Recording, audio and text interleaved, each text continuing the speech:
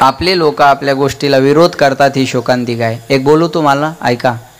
राम मंदिर बांधल्यानंतर हिंदू जेवढा एकवटला नाही ना, तेवढा विरोधात मुसलमान एक झालेला आहे. रामगिरी महाराज बोलल्याच्या नंतर हिंदू जेवढा जागा झाला नाही ना, मुसलमान विरोधात 100% उभा राहिला आहे. माझं बोलणं लक्षात ठेवा. आज आपण आपल्या धर्माबद्दल गाफील आहेत माणसं. काय काय चुकीचं बोलले नाही रामगिरी महाराज. जे त्यांच्या ग्रंथात आहे तेच मांडलं ना, जे त्यांच्या मौलवीनं अनेकदा सांगितलं तेच त्यांनी मांडलं. चुकीचं काय त्याच्यात? आपले अर्ध्या हळकुंडात पिवळे झालेले पुरोगामी विचार म्हणणारे. तुझा बांगलादेश होईल मग कळल पुरोगामी विचार. बरोबर आहे ना? लक्षात ठेवा. बांगलादेशमध्ये मरणारा ना एसी आहे, ना ST आहे, ना ओपन आहे, ना OBC आहे. बांगलादेशमध्ये मारल्या जाणारा हिंदू आहे, एवढं लक्षात ठेवा. इथे कास्ट पाहून मारल्या जाणारं नाही महाराज, तिथे हिंदू आहे म्हणून मारल्या चाललेल्या आहेत. लक्षात घ्या. आपण उभं राहिलं पाहिजे. अरे आपला माणूस जर एवढं बरं, मला आनंद वाटला. मी दाद देईन त्या माणसाच्या डेअरिंगला.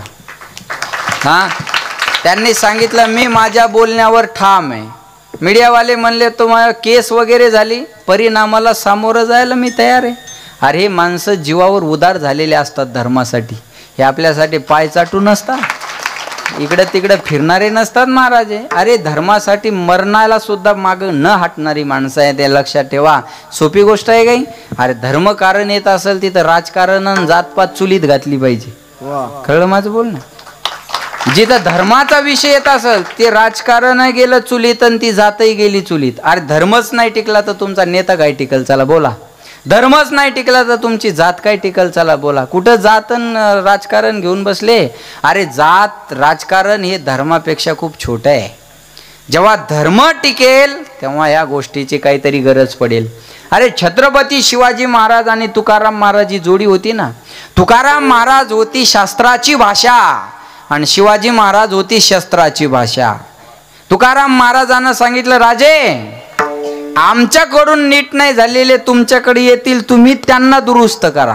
कळलं माझं बोलणं? लक्षात ठेवा. शास्त्र आणि शस्त्र याच्याने देश चालत असतो महाराज. हा टाळ नुसता वाजवताच नाही आला पाहिजे, या टाळानं कधी कधी वाजवता बी आलं पाहिजे. बरोबर आहे ना?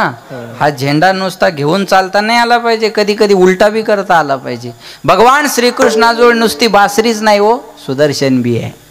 भक्त आला तर बासरी वाजून खुश करण, आणि राक्षस आला तर त्याच्यासाठी त्रिशूळ माझ्याकडे सुदर्शन आहे. ज्यांचा पवित्र महिना चालू आहे ते भगवान शंकर काय वाजवलं त्यांनी?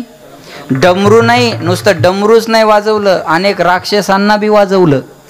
कळलं माझं बोलणं? भक्त आला तर डमरू, राक्षस आला तर त्रिशूळ माझ्याकडे, विसरू नका. जास्त चांगुलपणा बी माणसाचा घात करणारा असतो बरं का. लय असं आपणच सगळं सांभाळलं पाहिजे, लय चालत जाऊ नका असं. कळलं माझं बोलणं? आपल्या धर्मावर संकट येत असेल तर आपण तिथं उभं राहिलं पाहिजे. लक्षात घ्या. आपला धर्मासाठी एखादा माणूस जर जीवावर उदार असेल तर आपण मागं तर उभं राहा, आणि मागं उभं राहायला अडचण काय आपल्याला? एक सांगेन मी तुम्हाला, काही नालायक त्यांच्या विरोधात बोलले. अरे आपली लायकी काय? आपण बोलतो काय? कुणाबद्दल बोलतो आपण? आणि कसे? कोण बोललं? काही तळवे चाटणारी बोलली. मी नावं घेत नाही अशाचे कीर्तनात. विठाला विठाला.